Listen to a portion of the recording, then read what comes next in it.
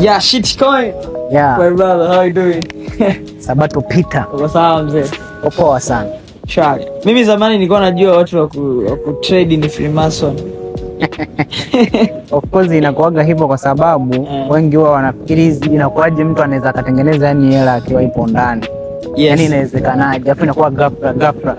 So kwa mindset za watu mtaani wengine wanachukuliaga ni kama ni pesa ambazo sio za kawaida.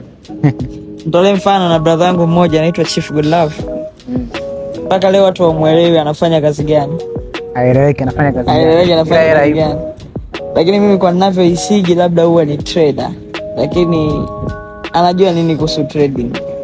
So mimi ni mtu ambaye natembelea sana kwake nini vile. Sioni kitu chochote. Hata kwa sababu nashika simu yake. Sioni mafaili yako nayaonaga. Mafaili sijui ni nini. Mengi tu ukiyafungua unakuta mamishale yamepanda yameshuka nisije kumuona. Lakini pia ni mtu ambaye Mama Sabato ananipiga sana marufuku kwa naye. Ile ni Freemason ile. Kwa hiyo mimi najiweka kwamba Freemason zamani nilikuwa najua kwamba matrader ni watu wa Freemason. Inawezekani from nowhere tu umepata hela. Of course trading ni biashara unajua. Watu kitu ambacho hawajui ni biashara.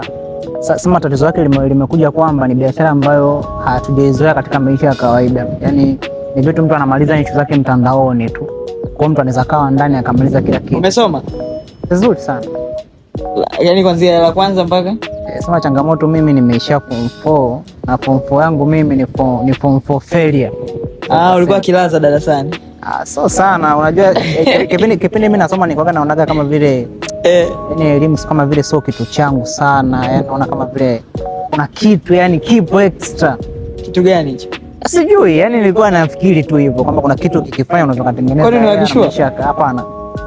Sisi tumetoka kijijini kwetu. Mimi nimezaliwa Biharamulo, kuna mkoa unatoka huko Kagera kule.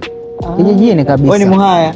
Hapana. Ila nimeishi nao kwa sababu nimezaliwa kule mpaka namaliza form 2 ndo nilihama kutoka kwenye ile wilaya nikaenda nikamia shule moja ipo Uganda. Then nikaja nikarudi Tanzania kumaliza form 4. Kwa hiyo kawaida tu. Ila mimi sio Muha, mimi ni Muha kutoka Kigoma. Wewe ni Muha? Bwana wewe ni Muha. Unaondoka na Baba Levo. Baba Levo anakujua bwana. Of course mimi nimekaa lakini sijawahi kufanikiwa kuingia Kigoma. Kwa hata ile ni kabila tu rangu ila sijawahi yaani hata kukujua jinsi kwa wanavyoongea. Hapana. Okay. Sabato Peter. Wewe kabila gani? Unaniwahi? Lazima nikuwahi kwanza. Kabila gani? Mimi ni Mkuria lakini nimekulia sana Mwanza. Na mpaka leo nikimwambia mtu kama mimi ni Mkuria huwa anakataa. Masuala ya kupiga kawaida. Hapana, kupiga. Sasa tunajua ni mira. Sasa hapo ndio watu wanaposhangaa. Mimi nikutana mtu ananiambia, "Wewe kabila gani?" Mimi Mkuria gani una alama? Sio unaelewa? Kwa lazima ngeo ziwe. Mkuria gani mweupe? Lazima uwe na ngeo jamani. Haya ni makabila tu, tusiweke kwenye hiyo issue kwamba lazima uwe mtu mpigaji uwe nini. Mimi ni Mkuria kabisa. Hatari sana. Kwa nini comedian? Yaani kwa nini comedian? Ilikuwaje? Unajua mimi ningekuwa mchungaji. Pastor. Sabato yani of course tukisikia Sabato tunajua kanisa. Mtu anaweza kaitwa tu hilo jina tu ni dini tofauti. Mimi nimezaliwa Jumamosi kabisa, Jumamosi nikaitwa Sabato.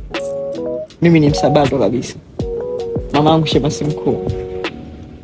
Yes. Na kipindi mimi nakuwa ndoto zangu mimi ni kuwa mchungaji. Apostle.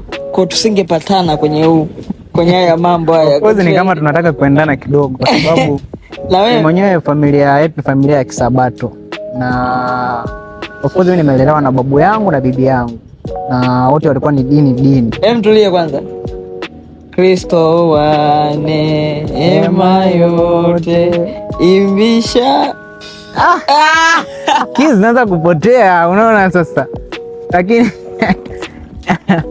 of course nyumbani asubuhi ibada kama kawaida, jioni. Sasa umeshinda kujua nyimbo ambayo ndio nyimbo ya okay nakupa nyingine. Nipe nyingine. Ewe skuli ya Sabato. Hata unanianzia hapo. Nakupa nyingine. Twendeni askari, watu wa Mungu. Mbele. Kitambo. Wewe ni muongo mjanja. Hapana, of course. Dini sana. Mimi unajua nimepiga hadi Pathfinder.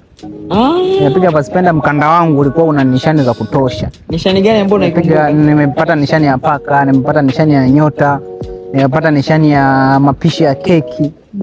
Nimepata nishani ya nini zile kwa tunaendaga zile kambi zile. Naenda mnakaa kambi, yes, kambi. Kule unasafiri. Ya zile nimefanya sana. Of course kanisani kwetu mimi ndo nilikuwa mtu ambaye na zile na nishani nyingi. So umenishangaza kwamba una nishani nyingi alafu hujui nyimbo zetu. Hapana, si nyimbo nazijua, sema tu leo nahisi sijaamka vizuri.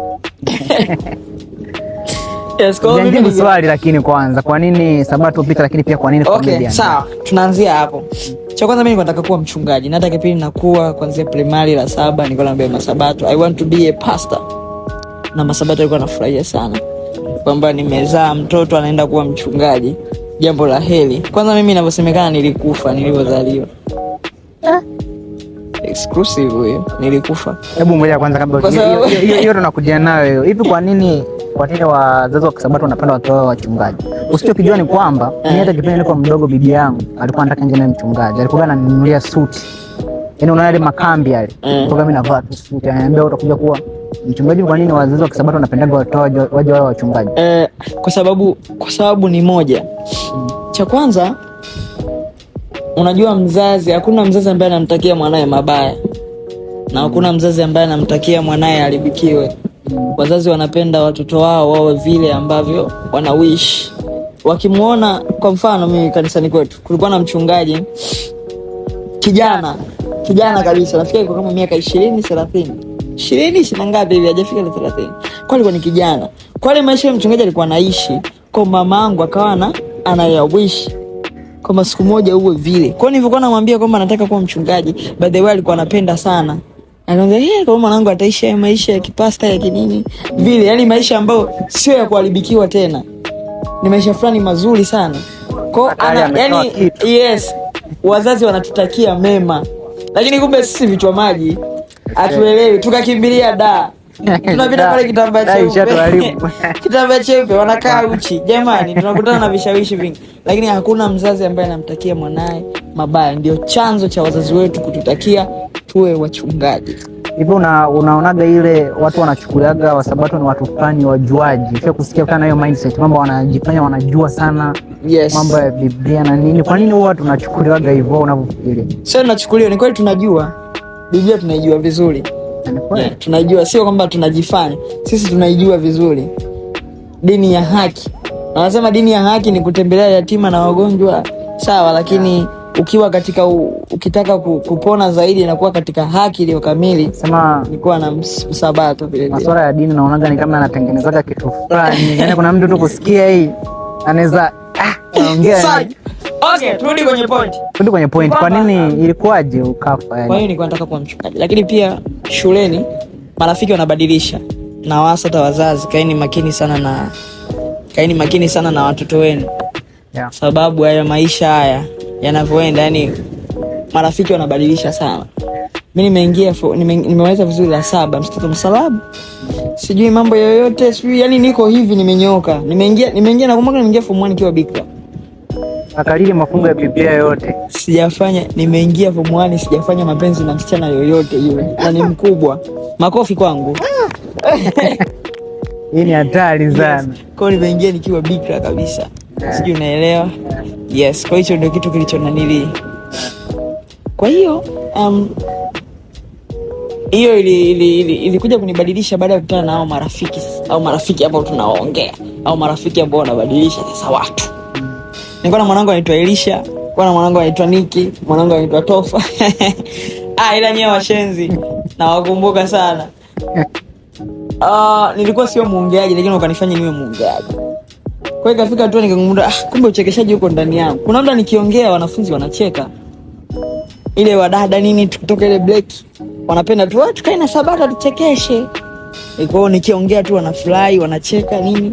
Maisha na yeye wanaenjoy hivyo. Kwa hiyo wanaambia kwa nini sio mchekeshaji? Sema kumbe naweza. Ndio nikadumbukia sasa mwenye uchekeshaji 2022. Nimeanza kwanza kuwa dancer. Na hiyo habari.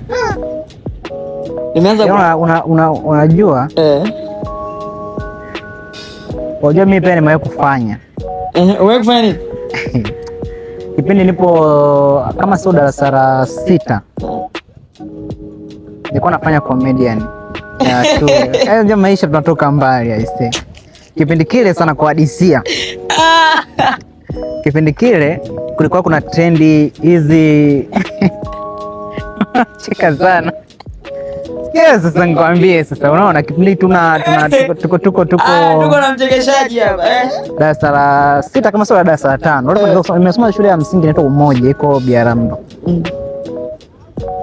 Nilikuwa na rafiki mmoja anaitwa Juma.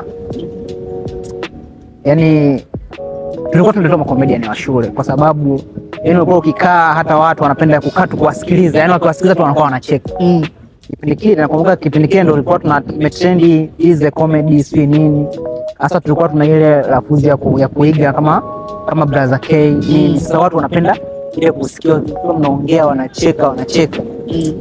Mpaka leo kwanza sijui ilishaga wapi yani. Yaani sijui yani unajua maisha yanakupeleka sehemu ambapo hata hujui. Lazima iishe kwa sababu huendani na matendo yako. Tena mimi niliwahi kuwa comedian. Of course na kudance pia nimewahi kufanya. Wewe kudance pia? Yaani vitu vyote nilikuwa navigoma kipindi nilikuwa. Mimi nilianza kudance pia lakini nikaona kudance kule ni ushenzi tu. Maana sijui. Unajua style ni moja tu, sasa kwa nini ni dance? Unajua nimedance na kipindi kile nipo mdogo nimedance na Kida. Unamjua Kida? Ran Kida.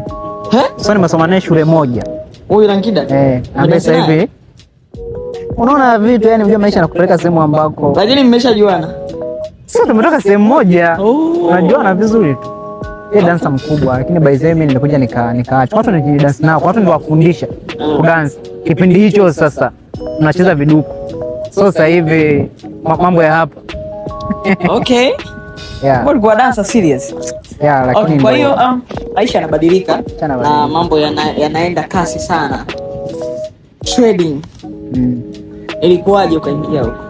Na nini kilikushawishi au nani alikuambia au nani alikwambia kwamba trading? Yaani kwa mara ya kwanza, hebu tuanze kwanza mara ya kwanza nasikia trading. First time kwanza safari mpaka ya kuingia huko trading. Nianza kwa najaribu ile maskere story ya kwamba online kuna hela, yani kwamba unaweza kutengeneza pesa online, yani online. So nikaanza kwa kujaribu platform mbalimbali zile unaambiwa sio. Simu ulitoa wapi kipindi hicho? Mimi kipindi naanza kwanza, mimi nakumbuka nina kesi nyingi sana nyumbani za kukamatwa na simu. Yani kuiba au kufanyaje? Ndio iko hivyo. Unaibia majirani? Sio majirani. Hiyo tuweke pembeni kidogo. Ila of course ni zamani tushatubu. Lakini nilikuwa mkorofi tunaweza nikasema. Kwa hiyo nilikuwa naona kukaa bila simu. Sababu mimi nimeanza kukamatwa, ninatumia simu bila wazazi kujua, niko darasa la 3. Darasa la 3 kama sio darasa la 4. Yaani nilikuwa naona kama vile internet ndio kitu nakitaka, yaani nataka kujua kwenye internet kuna nini, kwenye internet kuna fursa gani. Sema kipindi hicho nilikuwa mtoto, tunacheza magame, nini unakuwa na simu ya magendo afu unacheza magame. Mimi sio kwamba tunaambiwa hana simu ya magendo kwa kuchat sijui na wachumba nini. So mimi nilikuwa ni magame, nilikuwa na simu moja BlackBerry yani na imejaza magame ya kutosha. Content nilikuwa naipenda. So kwanza kwenye kitu nilikuwa nimemaliza nakumbuka form 4. So nilikuwa na Samsung ambayo nilipewa na babangu nakumbuka. Hakunipa direct. Kipindi ninasoma nilikuwa napewa zile hela za matumizi zile. Nikawa nazibana. So kipindi mpaka nakuja na kukusanya nikajaga ndo nikanunua kisimu fulani hivi kilikuwa ni iPhone, sio iPhone 7. Hazipo sasa hivi kwenye mfumo. Sasa hivi hazipo. Nakumbuka mbali sana iPhone 7. Unaweza kuona na iPhone wewe brand. Okay. Kilikuwa kimeisha. Kwa hiyo nikajaga nikakitumia kijaga na tena mmoja jaga kanibega bwana kile kisimu. Nikawa sina simu. Nikakaga hapo crypto bado sijaanza. Nikakaa tena kama mwezi mmoja. Uko Biaramlo? Hapana, hapo nilikuwa kuja da. Mimi mpaka naanza hizi kitu. Na ndugu? Ndio. Mimi ndani nimefikia kwa ndugu yangu. Kwa hiyo ulikuja unaenda kusalimia? Nikuja kwa ndugu. Okay. Kuna maisha fulani kwa ndugu. Anajua mambo haikuishi. So nimekaa pale mwezi kama 12 ndo nikaanza nikapewa zawadi nikapewa Samsung. Aunti yangu nikapewa Samsung fan. So ilikuwa inatakiwa niende nikaanze chuo. nilikuwa sina ufaulu wa kwenda sijui mavyo makubwa ya kwenda sijui si nilifeli nimekwambia nyoka hiyo. Kwa hiyo ilivyokuwa ikabidi tikitafute chuo cha kawaida. Sasa ile kwenye kutafuta chuo, kila chuo kinakukataa. Sasa ile ikanifanya nikaona nachokonoa sana mtandaoni. Hivi inawezekana kweli hakuna chuo kinataka nichukua. Sasa katika kuingia kuna huko nakutana na makala moja imeandika sijui mtu fulani atengeneza kiasi fulani kupitia sijui crypto. Sio amenunua coin fulani. Na makala ilikuwa imeandikwa kwenye Jamii Forum. Pale nikasema hii kitu nataka nienjoy. Inawezekana ni kweli kuna fursa zipo ila watu hawajui wanazijua, lakini sasa mimi sizijui. Nikasema hapa ndo nitaanza kuijua. Of course safari yangu ilianzia hapo. Kwanza kujifokonyua yani crypto ni nini. 2022 hiyo jote. Sasa hivi almost miaka 5, si ndio? Hapo umeanza kucheza trading ukiwa kwa ndugu. Mpaka nje nikatoroka. Mimi nilikuja nikapata hela nikatoroka, sikumwambia. Shingapi? Nilipeleka milioni 33 nakumbuka. Na nilikuwa na I say yoga ni story naizungusha kila siku. Nilikuwa na mtaji kama wa 10,000 kwa press trade. Sasa kipindi hicho ni kama wewe yani uamini. Kipindi nafanya nilikuwa sina mtaji. Kwa hiyo nilipataga mtu akaniambia kwa kuwa nimekuona wewe una uwezo, mimi nitakuwa naweka kibunda. Naweka kibunda, wewe leta yani sana wewe una knowledge ya kutengeneza kitu. Kwa mimi nitakupa material, wewe utengeneze. Kwa hiyo alikuwa analeta mtaji, mimi natumia kiasi na knowledge yangu kwenda kutafuta hizo token au hizo crypto ambazo zinaweza zikatupa pesa, si ndio? Kwa hiyo tunaweka ya kwanza tukapiga. Kishindo kidogo kupiga kikubwa ndio hicho. Yeye naye aliniambia tu hebu tujaribu tuweke kama nikamwambia token hii hapa tukaweka 10,000 tukaweka. Ikafika jioni 500,000. Nikamwambia tutoe mzigo, jamaa akaniambia wewe hebu tujaribu subiri maana alikuwa mtu mzima. Nafika asubuhi tunakuta milioni 33. Yana gomkaga niliondokaga nyumbani hata sikumwaga anti kwamba nimeondoka. Ulimwambia huyo jamaa? Nilimwambia na tuligawana.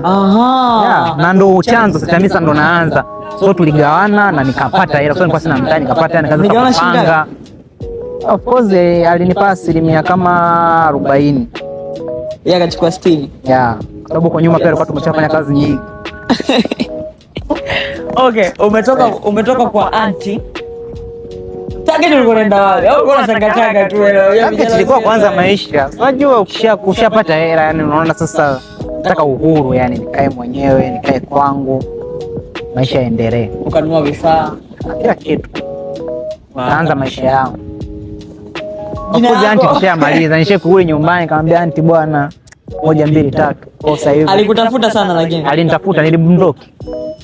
Kwa sababu nilichokuwa nakiwaza akinipigia nitamwambiaje kama mimi nimeondoka nimeenda wapi? No, kulikuwa na option nyingine, si ndio? Option ilikuwepo ila ungekaa nazo ukaendelea kukaa kwa anti. Utumwe utakubali? Urudi nyumbani saa 12 utakubali? Unajua urudi nyumbani saa 12 utakubali? Ulitaka uhuru. Una hela tayari. Unataka uhuru wa kujiamlia. Urudi kwako saa 7. Haya, mpaka kipindi hicho anaondoka pale kwa hadi kaka sijaye kuzunguka ida saa 1 jioni. Yaani kanikuta niko kwenye. Yes, uko kwenye uangalizi kwa lazima ukae utulie. Sema namshukuru sana anti yangu. Alinisaidia sana. Tusamee bwana, ni upumbavu wetu. Okay. Ndio alishatusamee. Shitcoin. Shitcoin can change your life. Nini jina lako halisi ni nani? Mimi jina langu halisi naitwa Michael Vedasto Masige. Shitcoin limetokeaje? Kipindi naanza mambo ya crypto kama nilivyokuambia nilikuwa ninawapa watu coin. Sasa kipindi hicho mimi sina mtaji. Kwa hata kama ninaiona hii mtu anaweza kawekeza akapata faida, mimi sina mtaji wa kuweza nikafanya mimi. Kwa hiyo nilichokuwa nakifanya ilikuwa ninachukua zile token na wapa watu kwenye community. Naambia hebu wekezeni kwenye hii kuna hela hapa. Watu wakawa wanafanya, wanatengeneza hela ambazo ndo zilikuwa sasa ndo token ambazo ndo shitcoins pamoja na memes coins. Sasa watu bado wanatengeneza vibunda wakanibatiza jina kwenye group. Kwa sababu ninawapelekea nini shitcoin kwa sababu ninaita wewe huyu ni Mr. Mashitcoin, huyu ni Mr. Shitcoin. Wakanipa jina nikaondoka hivyo. Of course. Yes. Mwanzo nilikuwa nipo kwenye community za watu, lakini sasa baada zile community watu kuona kama ninakuwa nina nani kubwa, title kubwa, watu wana yani let's say wewe upo kwenye kampuni ya mtu. Watu wanakukubali sana wewe kuliko mwenye kampuni. Kifupi wewe ni Harmonize. Anaweza nikasema hivyo. Ila sio sana. Kwa hiyo ilitokea nika ila of course mimi haikuwa kama vile. Mimi na walile group ngali ni remove. Walipo ni remove sasa watu wananipata DM. Alikuremove kwa sababu gani? Kwa sababu aliona yani kama sio kama tunamchukulia watu. Na yeye pia alikuwa na huo uwezo. Yeye alikuwa na huo uwezo lakini wewe ulikuwa unaona sasa hapo kwenye crypto pia ni kupana. Yeye alikuwa amebase kwenye upande fulani. Kwa hiyo mimi nilikuwa nimekuja na upande mwingine na unawapa watu matokeo tena ya haraka. Mbona kama huyu anakuja yani mimi nimeweka watu hapa afu anakuja kuwachukua. Kumbe mimi nilikuwa nafanya tu kwa nia kawaida yani kuwasaidia watu. Walivyonitoa nikaona watu wananifuata DM nikaona ngoja okay tutengeneze group tuanze community yetu. Shitcoin ikawa imeanzia hapo. Shitcoin. Yeah, shitcoin unajua ni jina kubwa. Limekaa kiukubwa zaidi. Yeah, ni jina ambalo mtu akisikia kwanza anashtuka. Anashtuka ni nani? Nini kitu gani? Michael Vedasto. Kwa mahusiano nayo ndio. Ila mahusiano ya kawaida. Ya kawaida gani? Yani ya kawaida tu. Yani ya kawaida. Bora hajafikia kwenye level ya kusema ni mahusiano ndio inaweza kawa ndio. Inaweza au ni uhakika? Bado unajua kuna kuchunguzana. Okay. Unajua sasa hivi vijana wamekuwa wakiingia kwenye mahusiano na watu wa chuma ulete. Na wamekuwa ni chanzo kikubwa sana kinachowafelisha katika maisha. Kwa kutokana na nini? Ni kwamba sisi tukipenda tujizuii, tunaweza kufanya chochote kile. Mtu mshahara wake wa 200,000 ana date na mdada ambaye anataka wigi la milioni 10. Umeelewa? Nayo ni mahusiano ambayo wanapitia vijana wengi sana. Shitcoin ana hela. Of course. Michael ana hela. Ni kwamba mshindo anaompiga mshindo mmoja anaweza akaifunga daa na tukapewa 10,000 wote na tukatulia. Vipi mtu wako ni mtu wa hayo mambo uko kwenye situation au bebe ina hela zake na wewe una hela zako? Of course hapo mimi naweza nikasema hicho kipengele mimi niliwin. Kwa sababu na mtu ambaye nilikuwa naye au niko naye sasa hivi zaidi ya miaka 3. Wow. Sasa itimiza amekuwa na mimi kipindi bado sielewi. Wow. Na changamoto inakuja kwamba pale kuwa na mtu ambaye amekutopa kwenye hali fulani. Huyo mtu atakupokea kama ulivyo. Itimiza amekuja kwako kwa sababu ya hata kama ajize kwa sababu ya hela kama ipo. Hivyo tu. Unajua kuna kauli moja wanasema kama mwanamke anatengenezwa. Yes. Kwa akikuta kuna hela itimiza kwamba hata kuomba 300,000 alafu mwambie sina utampa. Siku zikija zikakosa. Hata kuelewa. Kwa mnachoshukuru mtu amenikuta kipindi sielewi sina kitu.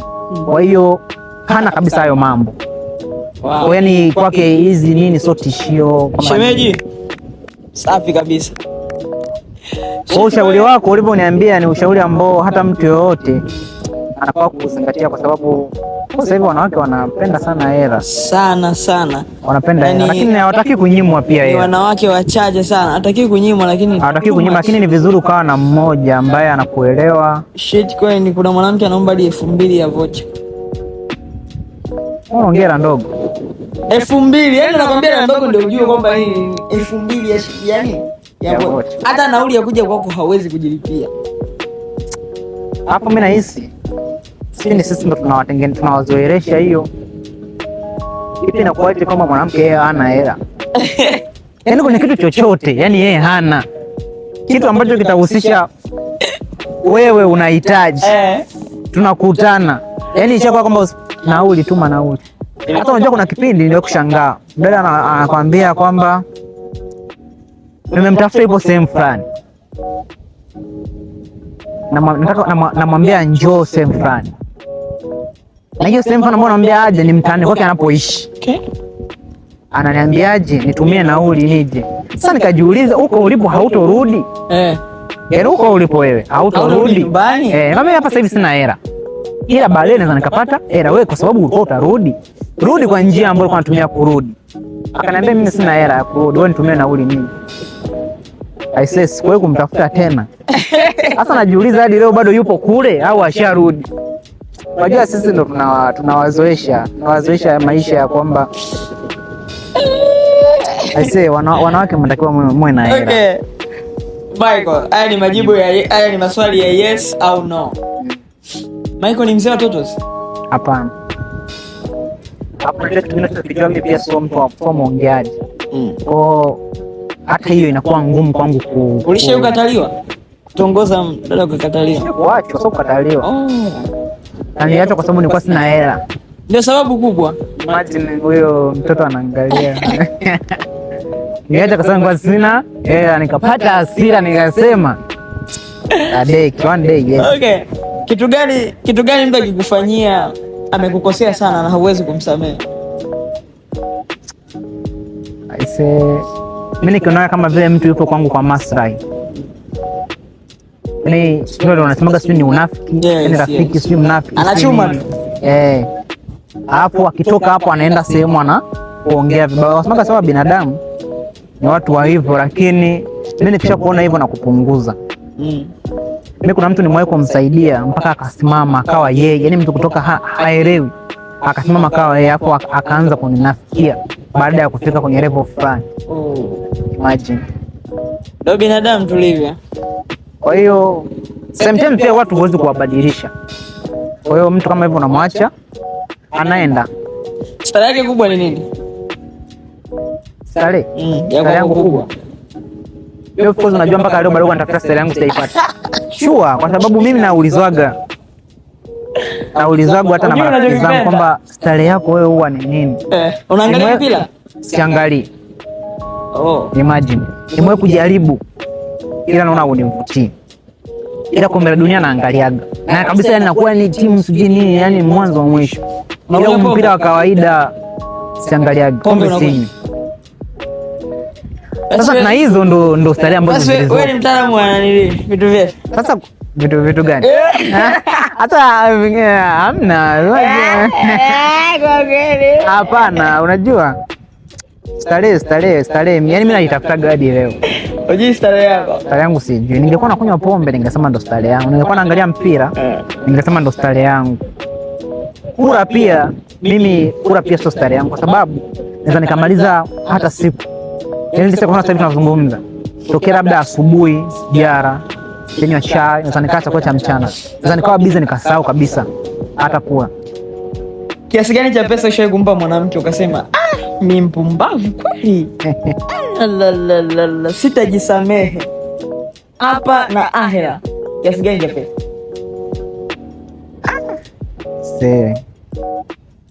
Of course mimi nikiona na deserve kuipata hiyo hela nakupa. Mimi nishaitoa mpaka milioni 1. Milioni 1? Yeah. Hajawahi kujuta? Kujuta ni kidogo ila si sana. Sio sana lakini kawaida. Okay, ni hela gani ambayo ushawahi kupiga sana kwenye kutrade mpaka ukasema halo, toka nimezaliwa leo nimepiga mshindo mkubwa sana? Na hisi ilikuwaga kama sio milioni 70, ilikuwa milioni 60. Na kipindi hicho ndo nilikuwaga kwa pamoja. Yeah. Achana ile milioni 30. Hiyo ni ya mwanzoni sasa. Yes. Kipindi hicho nilikuwaga na ndoto ya kutaka kununua gari. Na hisi mpaka nanunua Benzi, ile hela ndio ilinisupport sana. Maana nilipataka kwa pamoja tukasema nahitaji kuwa na gari. Kipindi hicho nilikuwa na Crown. Kwa hiyo nimeipata tu papo. Nikaagiza. Kamtafuta kuna mshikaji wangu mmoja anaitwa Jafe, anauza magari. Nikamwambia nataka tuagize chuma. Ilikuwa ghafla, ilikuwa natakiwa nitumie karibia kama miezi 6 kulipia kidogo kidogo mpaka tukamilishe ile gari ya agizo.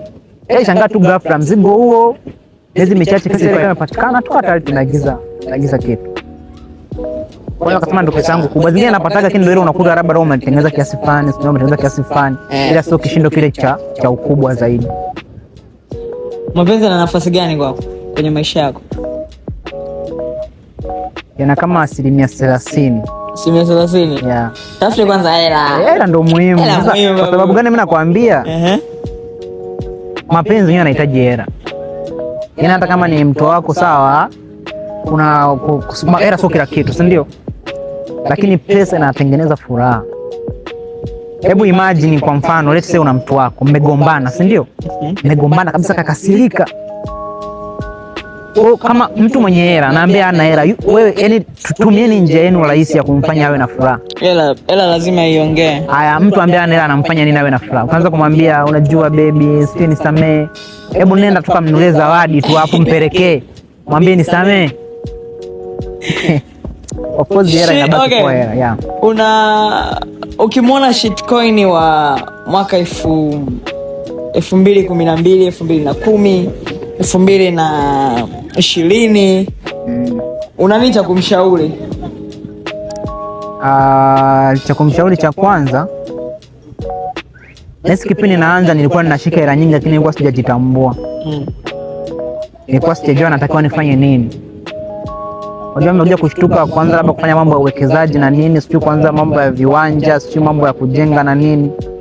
Baadaye ndio kipindi kile nilikuwa ninashika hela, alafu unajua kimekuwa mpaka klabu, alafu sinywi pombe. Ndio mtoto mwingine bwana. Muziki, unafuata muziki? Yaani ndio sisi mnaenda kwa yani vitu vya ajabu sana. Marafiki ile point yako. Okay.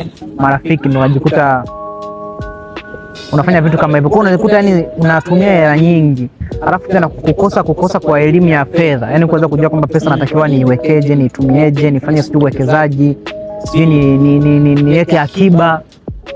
Hela inaondokaga vibaya mno bila hata wewe kujua. Lakini siku kaa chini ukapiga hesabu, unajigundua kwamba ninaingiza hela nyingi sana. Natakiwa nifanye kitu. Ndoto kubwa ya shitcoin kufanya nini? Acha nayo sasa, una mafanikio, yeah, na gari, una hela, umesema kuna viwanja, kuna nyumba. Nje ya hapo nini target ya kufanya shitcoin mwenyewe? Ndoto yangu kubwa toka naanza crypto, nilikuwa ninasema ndoto yangu kubwa ni kusaidia watu wengine pia wanufaike na hiki mimi ambacho nakijua, kwa sababu kitu ambacho experience au nilikiona mwenyewe, kuna kitu ambacho ninakifanya ndani yake, kuna fursa nyingi ambazo ukiangalia asilimia kubwa ya vijana na sasa ni hapa Tanzania wanatamani kupata fursa au ajira, lakini huko ndani kunazo ajira nyingi. Yaani kwamba ajira zipo nyingi ambazo mimi nina uzuraga mikutano mikubwa tu mpaka Dubai. Najifunza vitu vingi, lakini vile vitu mimi siwezi kufanya kila kitu peke yangu. So ndoto yangu ni kuwafundisha watu wengine wavijue, wafanye na wenyewe wanufaike. That's why ninafundisha shitcoin, na mtu akija kaa na mimi vizuri na mshauri kwamba sio lazima tu ufanye trading. Unaweza ukafanya biashara hii ndani ya crypto, kufanya biashara hii ndani ya crypto. Lakini pia unaweza ukaomba kazi kama ukiwa na idea ndani ya crypto, kazi 1, 2, 3 na ukapata ajira, ukawa unalipwa tu vizuri. Fursa ni nyingi. Ndoto yangu shika sema nataka nisaidie vijana zaidi ya 100,000 wanufaike na crypto. That's why mimi nimejiweka katika kutoa elimu kwa watu ili waelewe hiki kitu ni nini, tutafanya sisi tutanufaikaje. Of course na watu wengi pia ambao wamepata kufanikiwa kupitia mira, bado sijafikia kile ambacho ninakihitaji. Michael Shitcoin, kuna kijana amekaa nyumbani sasa hivi anakuangalia na anakusikiliza pia. Anatamani sana kwamba siku moja aweze kupiga mishindo kama hiyo ya kwako unaipiga, na hajui jinsi gani anakupata. Tunajua huko da. Yeah. Anakupateje mtu aliyeko Shinyanga, Marubashira, Bifungo, huko wapi ndani kwa kina Harmonize Ntanaimba huko? Nataka tutawekea namba, ila kwa Instagram mtu anaweza tu akaingia pale akaandika Mr. Shitcoin na backup pale ananipata kwa Instagram. Lakini tukirudi kwa Twitter ni Mr. Shitcoin, naweka kideshi kidogo TZ ambao sasa hivi ni X, mtandao wa X, Twitter X. Lakini kwa TikTok ni Mr. Shitcoin TZ pia. Hizi ndo akaunti zangu. Na unapoza kwenye akaunti zangu nimekuweka namba yangu ya simu kama unataka kuja WhatsApp au ushauri. YouTube ni Mr. Shitcoin. Andika tu Mr. Shitcoin umepata akaunti yangu. Kuna taarifa zinasambaa. Swali la mwisho namalizia ni kwamba matrader hawana hela. Wanalia watu hela zao. Hao wanajiunga. Ndio maana wao wanafundisha. Yeah. Wanakula hela za hao watu. Unaona kitu gani cha kuambia? Of course, naweza nikasema kwanza ni kweli hamna hela, mnakula hela za watu ambao wanajiunga kuja kuwafundisha? Ya, swali zuri. Kwenye trading, let's say kwa mfano mimi, kuna watu nimewafundisha, hata hawana ile experience ya kuelewa wenyewe trading ikawapa matokeo. wanafundisha watu sasa hivi. Kwa hiyo naweza nikajibu swali kama ifuatavyo kwamba hicho kitu kipo, ni kweli kabisa. Kuna watu wapo kwa staili kama hiyo, lakini pia kuna watu wapo kwa ajili ya kuwafanya wengine wazione fursa na wanufaike. Sasa changamoto ni kwamba hawa ambao wanaanza hawaelewi chochote. Yaani mtu aweza amejifunza crypto, hana hata mwaka, hana hata miezi, na yeye anataka amfundishe mtu. Sisi anataka atengeneze mtaji kupitia kwa watu watakapokusanya zile ada au nini, ndio atengeneze ule mtaji, labda naye akafanya trade akafanya maisha yake. Lakini mimi huwa namshauri mtu yote, kabla ya kuanza hizi crypto, mchunguze kwanza yule mtu ambaye labda unataka ukampe pesa yako labda akufundishe. Of course hakuna kitu ambacho kina thamani utakipata hapo ukipate for free. Hiyo ni uongo tunajua. So lazima tutalipia, huwezi kukwepa hiyo. Mimi mwenyewe unavyoniona hapa ninalipia, nasoma, bado sasa hivi najifunza. Kwa sababu nasoma pia kwa sababu vitu vinakuwa updated kila siku. So nachomshauri mtu, hebu kwanza mchunguze huyo mtu, angalia kwanza ana mafanikio na hicho kitu au anafanikiwa kupitia wewe, ana mafanikio na hicho kitu. Kama hicho kitu kinamfanikisha, it means hata wewe ukijifunza kwake utafanyaje? Utafanikiwa. Angalia mafanikio yake, hiyo 100,000 yako ukimpa au labda 200,000 hata kama ni milioni 1, inambadilishia chochote kwake? Hebu anza kupima hiyo. Kama imbadilishii chochote, it means anaweza kukusaidia. Hayupo kwa ajili ya nini? Lakini kama hiyo 100,000 unaona kabisa huyo mtu hii nikimpa kwanza, nikiangalia maisha yake, lifestyle yake, hii mbona ni hela kubwa sana kwake. It means huyo anatumia pesa yako kwa yeye. Sio, nielewa. Yeah. Thank you so much my brother Mr. Shitcoin kwa muda wako mkubwa sana. Nafikiri vijana wameelewa mambo mengi sana. Huyu ni Mr. Shitcoin. Shitcoin can change your life. Muda ni huu kwa kijana wewe ambaye unatazama, ujiunge au ufe maskini au vipi? Yeah. Asante sana mzee. Karibuni tena kwenye YouTube channel ya Mr. Shitcoin. Subscribe. Asanteni sana.